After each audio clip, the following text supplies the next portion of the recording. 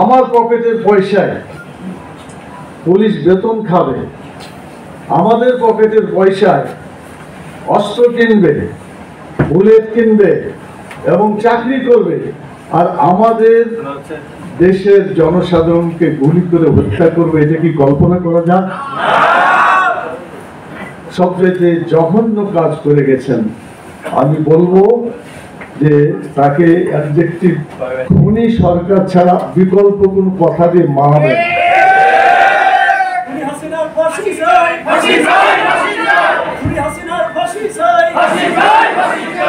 বলা হচ্ছে মুখকে এখান থেকে ওখানে দিচ্ছে, পচা লোক যেখানে দিবেন সেটাকে আবার পচাবে সে।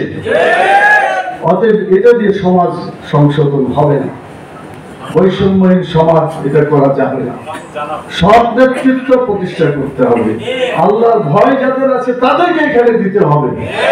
প্রয়োজন হলে নতুন পুলিশ নিয়োগ করতে হবে, নতুন আর্মি নিয়োগ করতে হবে, বিজিবি দিতে হবে।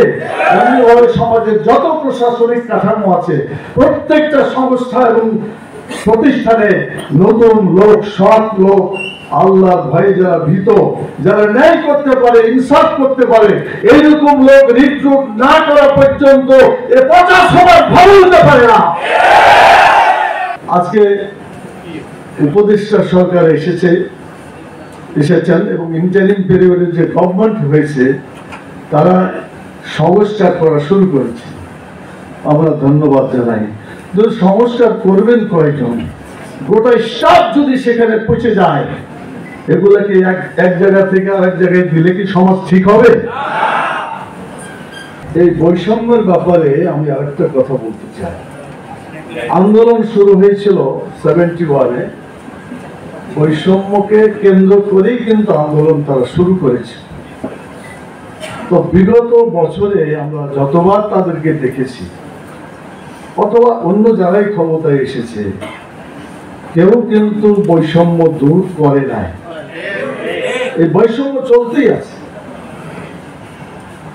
আমার কাছে মনে হয় আল্লাহ তাআলার সেই কথা যে আমি মানুষকে এবং জিনকে সৃষ্টি করেছি শুধুমাত্র কেবলমাত্র একমাত্র আল্লাহর গোলামি করার জন্য। তো আল্লাহর গোলামি যতদিন প্রতিষ্ঠা না হবে ততদিন বৈষম্য চলতেই থাকবে, এটা কেউ বন্ধ করতে পারবে না।